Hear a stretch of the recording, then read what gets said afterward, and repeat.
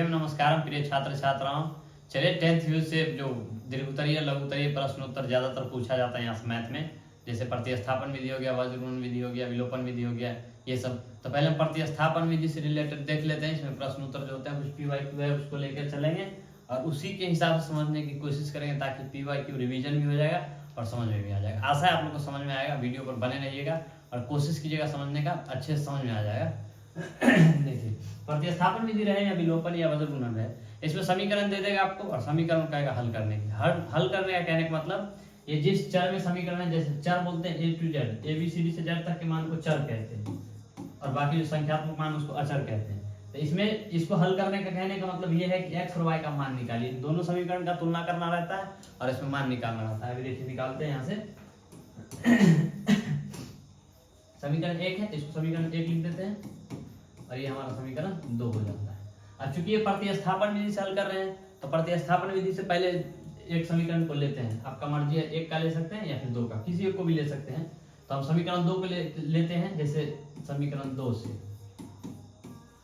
1 से भी चलने पर वही आएंगे जाएंगे और 2 से भी।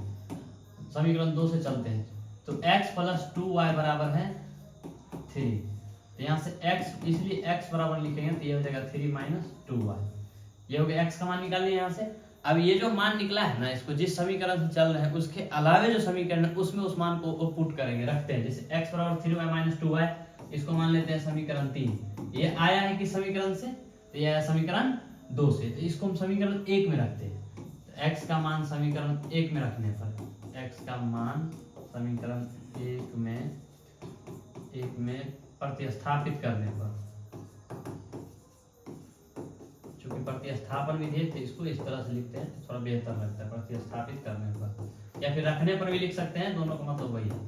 तो जिस समीकरण में रखना होता है ना, पहले समीकरण को साफ साफ दर्शा देते हैं। तो हम किस समीकरण में अभी रख रहे हैं इसको? समीकरण 1 में। समीकरण 1 को दर्शा देंगे। यह है 3x - 5y = 20। अब यहाँ x का मान हमको पता है यहाँ कि 3 - 2y है, तो 3x है ना, तो 3 x मतलब इंटू x है, तो इंटू x के जगह रख देंगे 3 - 2y। माइनस है तो माइनस, 5y है तो 5y = 20। अब यहाँ से गुना करेंगे तो 3 × 9 माइनस प्लस माइनस माइनस 3 दूना 6y और ये माइनस 5y बराबर 20। ये हो गया हमारा। ये y का मान निकालना है तो y वाले को रखेंगे, बाकी को साइड कर देंगे। तो -6y और -5y, तो दोनों मिलकर हो जाएगा -11y = ये 20 है तो 20 और -9। चूंकि ये प्लस में है और बराबर के बायां से दायां दायां से बायां में जाता है तो अंक में परिवर्तन हो जाता है, तो 20 में हो जाएगा तो 11 हो जाएगा यहाँ। या y बराबर लिखेंगे यहाँ से 20 में हो जाएगा तो कितना हो जाएगा 11, और इधर 11 गुना में, इधर आएगा तो भाग में, और नीचे में माइनस नहीं देते तो माइनस यहाँ लगा देते हैं और ये कट जाएगा तो ये आ जाएगा 1 और ये माइनस था तो -1। अब ये y का मान आ गया -1। अब इस y के मान को जो है ना हम समीकरण किसी भी समीकरण में रख सकते हैं, 1, 2 या फिर 3 जो हम निकाले इसमें से किसी भी समीकरण में रख सकते हैं। हम समीकरण 3 में रखते हैं।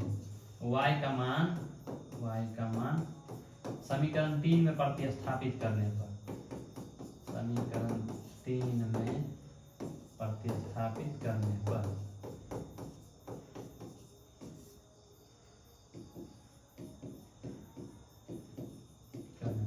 अभी समीकरण 3 में रखना है तो पहले समीकरण को साफ साफ स्पष्ट रूप से दर्शा देते हैं, लिख देते हैं। तो ये हमारा x बराबर 3 - 2y है समीकरण। इस समीकरण में हम रखना है इस y के मान को, या x = 3 - 2 इंटू y का मान है -1 तो ये हो जाएगा -1, या x = 3 और 2 एकम 2 और माइनस माइनस प्लस, तो ये हमारा हो जाएगा 3 + 2 = 5, इसीलिए x बराबर हो जाएगा 5। अब देखिए ये जो हम अभी जिस विधि से हल किया है ना, x और y का मान निकाले, इसे प्रतिस्थापन विधि कहते हैं। इसी तरह अगला सवाल है, उसको देखते हैं। चलिए देखिए इसमें जो है ना 8x + 5y बराबर 9, एक समीकरण पहला समीकरण, दूसरा समीकरण 3x + 2y बराबर 4 है। दोनों समीकरण की तुलना करना है। 2017 में और 2024 में पूछा गया है। तो पहले समीकरण दोनों को साफ साफ दर्शा देते हैं। ये रहा हमारा समीकरण 1, इसको हटा देते हैं साइड में। ये रहा समीकरण 1 और ये हो गया समीकरण 2। अब बारी बारी से दोनों समीकरण चलेंगे। समीकरण 1 से चल सकते हैं, 2 से भी चल सकते हैं। तो इसमें समीकरण 1 से चलते हैं। समीकरण 1 से जिस समीकरण से चलते हैं उस समीकरण को पहले दर्शा देते हैं। तो ये हमारा 8x plus 5y equal to 9, ये हमारा समीकरण 1 है। यहाँ से x का मान निकाल सकते हैं, y का या फिर y का भी निकाल सकते हैं। यहाँ से हम x का निकालते हैं, तो इसको 8x वाले को पहले अकेला छोड़ेंगे, उसके बाद ये 9 है, इधर प्लस से 2 हो जाएगा तो ये माइनस 5y हो जाएगा। यहाँ से इसलिए x बराबर लिखेंगे, तो इधर 8 और x ये दोनों गुना के साथ बंधे हुए, तो उधर जाएगा तो भाग में, भाग मतलब बट्टा में जाएगा। इधर जो भी अंक है उसके पूरे के बट्टा में चला जाता है, इधर से जो भी जाएगा वो, तो पूरे के बट्टा में इधर 9 माइनस 5y था, इस पूरे के बट्टा में 8 हो गया। अभी x का मान यहाँ से निकालिए, इसको हम समीकरण 3 लिख देते हैं। ये जो x का वैल्यू निकाले हैं, ये समीकरण 1 से चले हैं या 2 से, तो इसका जो है ना समीकरण 1 से चले हैं। तो समीकरण 1 से चले हैं, तो अब ये जो वैल्यू आया है इस समीकरण को 2 में इसको रखना है। तो x का मान समीकरण 2 में रखने पर, x का मान समीकरण 2 में रखने पर या 2 में प्रतिस्थापित करने पर,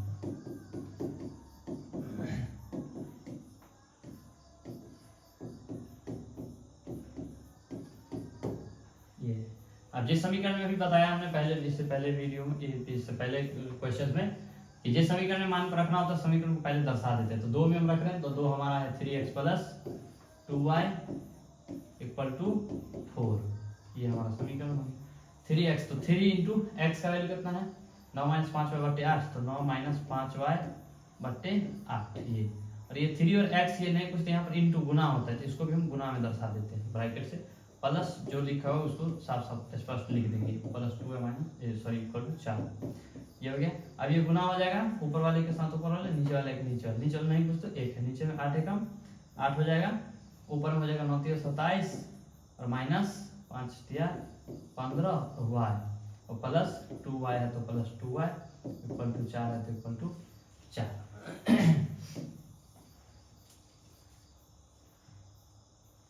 चलिए अब यहाँ पर लघुत्तम लेंगे, तो 8 है, तो 8 है कम 8, तो 1 से है, तो यहाँ 1 से गुना होगा, तो ये सारा का सारा वही रह जाएगा, यानी तो 1 होगा, 1 से 8 मतलब लेगा, 8 से ऊपर वाले गुना करेंगे, तो प्लस है तो प्लस 16y हो जाएगा इक्वल टू 4। अब इसको क्रॉस मल्टीप्लीकेशन करेंगे, गुना को नहीं गुना, यानी कि 1 से ऊपर वाले को सारे गुना करेंगे, और 4 को 8 से, तो 27 माइनस ये हमारा हो गया 27, 1 से माइनस 15y प्लस 16y, कहने का मतलब 16 में से 15 घटाते हैं तो कितना आएगा 1 आ जाएगा, बड़े में से छोटे घटा रहे हैं, अब बड़ा मान प्लस में तो प्लस में आएगा, यानी प्लस y, 1 y होता है, 1 नहीं दिखा जाता है, ऐसे ही छोड़ देते हैं, इक्वल टू इधर हो जाएगा 8 चौक 32, या y बराबर इधर लिखेंगे तो ये हो जाएगा 32 और प्लस में उधर जाएगा तो माइनस में, इसीलिए y का मान आ गया कितना 32 में से 27 गया तो 5, y का मान आ गया ना 5 इसमें से। अब इस y का मान समीकरण किसी में भी रख सकते हैं, तो कोई भी समीकरण रख देते हैं, y का मान समीकरण एक में रखने पर या प्रतिस्थापित करने। अब एक समीकरण हमारा है क्या, तो पहले समीकरण को साफ साफ स्पष्ट रूप से दर्शा देंगे।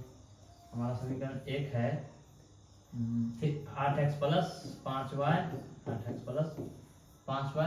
Equal to 9।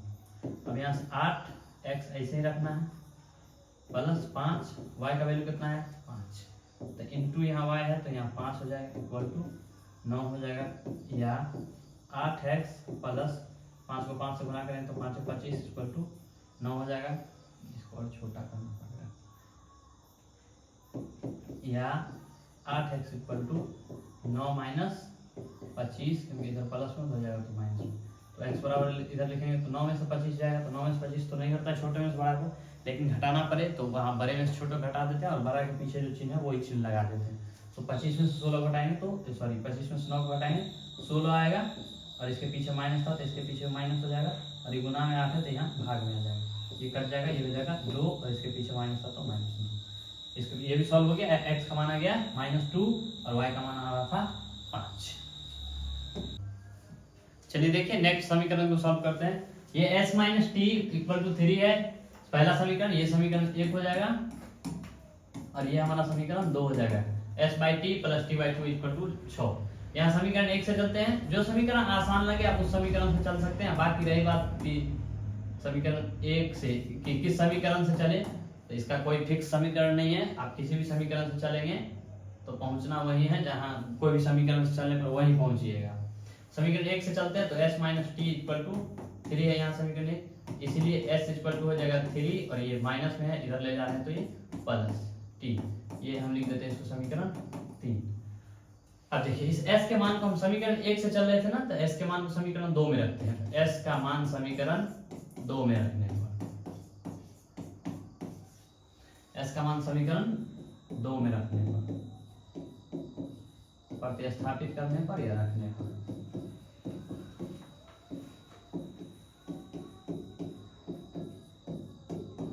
चलिए देखिए समीकरण 2 क्या है हमारा, s/3 plus t/2 equal to 6।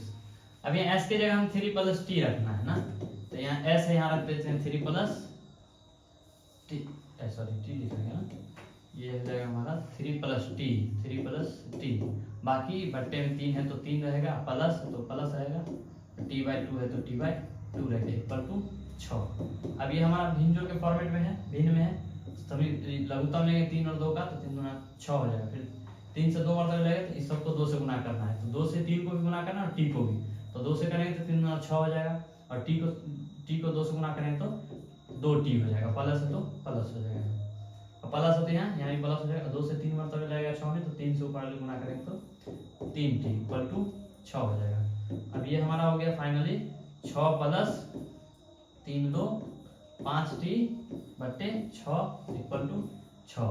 अब यहाँ से चल रहे हैं क्रॉस मल्टीप्लीकेशन करेंगे इसको, तो ये हो जाएगा 6 plus 5t equal to 6 plus 5t equal to, यानी कुछ तो 1 था इसलिए 6 plus 5t equal 6 plus 5t 6 6 36, ये होगा हमारा 5t, तो 5t इक्वल टू 36, और ये प्लस में है उधर जाएगा तो माइनस में 6, या t इक्वल टू 36 में 6 गया तो 30, और ये 5 गुना है तो उधर जाएगा तो भाग यानी बट्टा में आ जाएगा, कट के हो जाएगा 6। अब t का मान कितना आ गया समीकरण 6। अब इस t के मान को समीकरण किसी भी समीकरण में रख सकते हैं, 1 2 3 जो भी समीकरण आया है, तो जो सुविधा लगे आसान लगे, ये समीकरण 3 आसान लगता है ना, इसमें रख देते हैं। तो t का मान समीकरण 3 में रखने पर, t का मान समीकरण 3 में प्रतिस्थापित करने पर या रखने पर, तो इस समीकरण में रख रहे हैं मान, तो पहले समीकरण को साफ साफ स्पष्ट रूप से दर्शा देंगे। समीकरण कौन सा हमारा 3, तो ये है s equal to 3 plus t, यहाँ से s इक्वल टू हो जाएगा 3 प्लस t का वैल्यू है 6, तो 6 आ जाएगा, इसलिए s इक्वल टू 9 आ गया। अब हमारा s का मान निकल गया, s का मान कितना निकल गया 9, s का 9, और y का कितना निकल गया, सॉरी t का हमारा 6, ये हो गया।